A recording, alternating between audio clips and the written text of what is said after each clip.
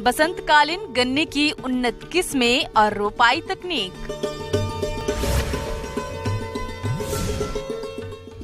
सूकर पालन से जुड़े किसानों के लिए जरूरी सलाह।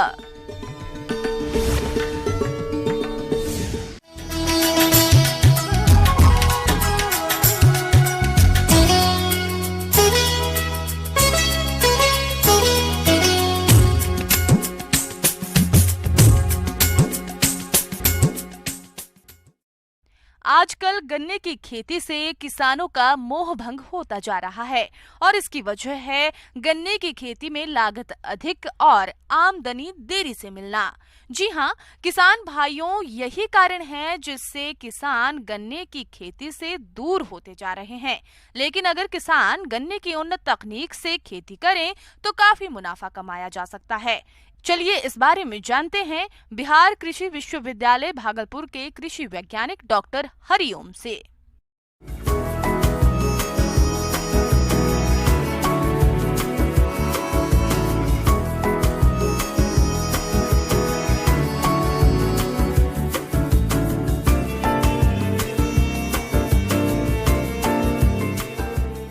कालीन गन्ने का बुआई का जो है बहुत ही उचित समय है।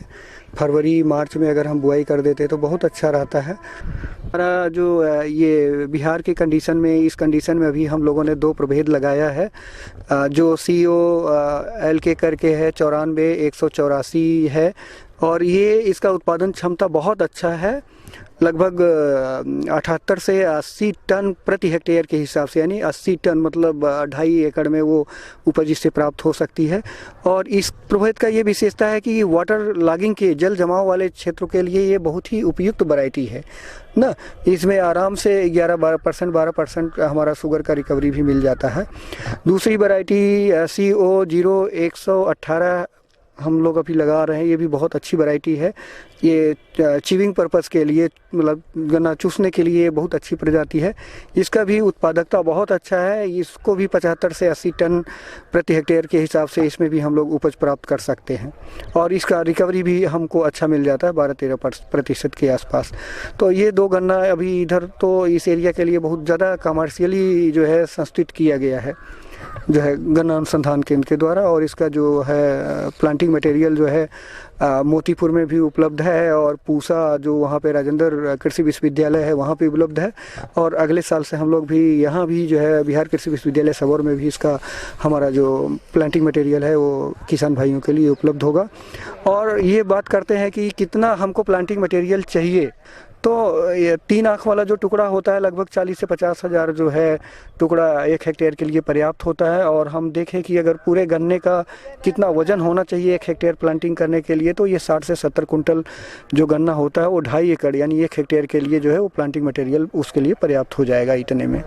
तो एक हम गहरी जुताई अगर कर सकते हैं तो गहरी जुताई कर दें और थोड़ा 2-4-6 दिन उसको छोड़ देंगे। इसके बाद कल्टीवेटर से 2-3 बार जुताई करने के बाद हम पाटा लगा देंगे। इसके बाद हमारे पास जो है वो फरो ओपनर आता है, तो उसको हम जो है सेट कर सकते हैं। जैसे अभी हमारा गन्ने का बुआई करना है तो हम 60 सेंटीमीटर पर भी अनुशंसित है, 75 सेंटीमीटर और 90 सेंटीमीटर पर है।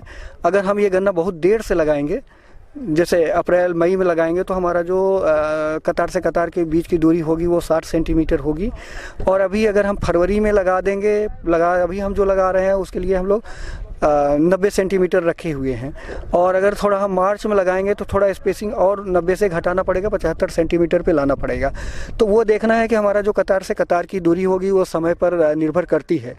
गन्ने का जो बुआई जो करेंगे और वो बीज जो लेंगे वो हमारा जो है बीज जो है वो पहली फसल से होना चाहिए ना। जैसे अभी इसमें हम बुआई कर रहे हैं, इसकी जब पहली बार कटाई होगी वो जो है गन्ने का प्लांटिंग मटेरियल जो है बुआई के लिए बहुत ही उपयुक्त होता है।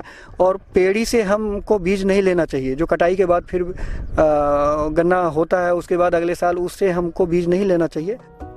किसान भाइयों, आपको जिन गन्ने की फसल से बीज यानी बुआई के लिए गन्ने के टुकड़े लेने हैं, उस फसल की कटाई से 10 दिन पहले सिंचाई करके प्रति हेक्टेयर में 10 किलोग्राम यूरिया का छिड़काव कर दें। ऐसा करने से गन्ने के टुकड़ों में जमाव अच्छा होता है। और ये भी देखना चाहिए कि हमारा गन्ने का पौधा स्वस्थ हो, उसमें रोग ना लगा हो। और एक खासकर इस एरिया में बीमारी आती है लाल सड़न रोग, तो जैसे भी उस कोई प्लांटिंग मटेरियल में वो है तो उसको हम नहीं बोएंगे। और वो बीज को हम उपचारित करके एग्लॉल या एरेटान सॉल्यूशन होता है उससे उपचारित करके बोएंगे। अगर वो मार्केट में नहीं मिलता है तो बाविस्टीन हर एक मार्केट में उपलब्ध होता है, और वो लगभग 2 ग्राम प्रति लीटर पानी में मिला करके गन्ने के जो हम टुकड़े को काटते हैं उस टुकड़े को उसमें डिप कर लेंगे दोनों साइड से, तो कोई उस तरह की बीमारी नहीं आएगी। इस तरह से हम बीमारी से भी बच सकते हैं। और हम देखें तो ये भी जो हमारा आप देख रहे हैं ये बुआई हो रही है, कतार से कतार की दूरी हमारा जो है 90 सेंटीमीटर है ना, और आँख से आँख मिलाकर हम बुआई कर रहे हैं। इस फसल में खरपतवारों की समस्या अधिक आती है, जिसको श्रमिकों से निकलवाने में अधिक खर्चा आता है। इसलिए जमाव के बाद ही खरपतवार को नष्ट करने वाली दवाओं का छिड़काव कर सकते हैं। अगर हमारे खेत का इतिहास पता होगा कि हमारे इस खेत में खरपतवार ज़्यादा आता है तो उसके हिसाब से अगर चौड़ी पत्ती वाला खरपतवार है तो हमारा 2,4-D का भी हम स्प्रे कर सकते हैं 40-50 दिन पे ना, तो उससे हमारे चौड़ी पत्ती वाले भी खरपतवार चले जाएंगे।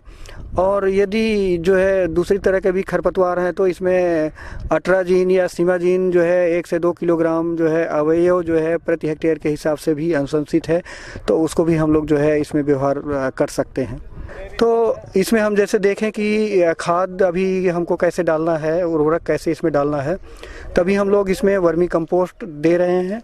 वर्मी कंपोस्ट के साथ जो है अभी जैसे गन्ने के लिए 150 किलोग्राम से लेके 200 किलोग्राम तक नाइट्रोजन और 60 से 70 किलोग्राम फास्फोरस और 60 से 70 किलोग्राम जो है हमको पोटेशियम देना होता है। इन उर्वरकों की पूर्ति के लिए यूरिया 340 किलोग्राम, डीएपी 145 किलोग्राम और म्यूरेट ऑफ पोटाश 102 किलोग्राम की जरूरत होती है। इसमें से बुआई के समय यूरिया की 75 किलोग्राम और डीएपी म्यूरेट ऑफ पोटाश की पूरी मात्रा फसल को दें। जब हमारा गन्ने में कल्ला निकलने का जो समय होता है वो 40-50 दिन से लेकर लगभग 100 दिन के आसपास में होता है, तो इस बीच में हम जो है 50 किलोग्राम जो है नाइट्रोजन, 50 से 60 किलोग्राम नाइट्रोजन प्रति हेक्टेयर के हिसाब से व्यवहार कर सकते हैं। इसके बाद जो एक और बची हुई नाइट्रोजन की जो मात्रा है उसको देना है 50 से 60 किलोग्राम के आसपास में।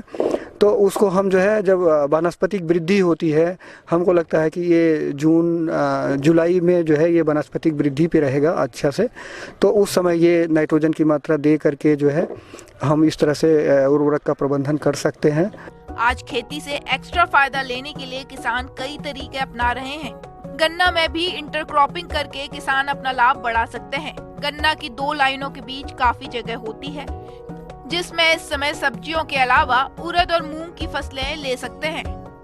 और रही बात की इसमें अभी हम देख लें तो हमारे ये गन्ने के खेती में जो है इंटरक्रॉपिंग, जिसको हम लोग अंतर्वर्ती फसल कहते हैं, तो अभी हम गर्मी का जितना भी सब्जी होता है, चाहे लौकी हो, चाहे कूड़ा हो, चाहे करेला हो या नेनुआ हो, जो भी सब्जी होती है, भिंडी भी ना, या उड़द या मूंग, इन सब का जो है हमारा इन गन्ना की 2 कतारों के बीच में हम बहुत आराम से इसका जो है अंतर्वर्ती फसल उगाकर अतिरिक्त आमदनी प्राप्त कर सकते हैं, और हमारा गन्ना का उत्पादन पर कोई असर नहीं पड़ेगा। जैसे हम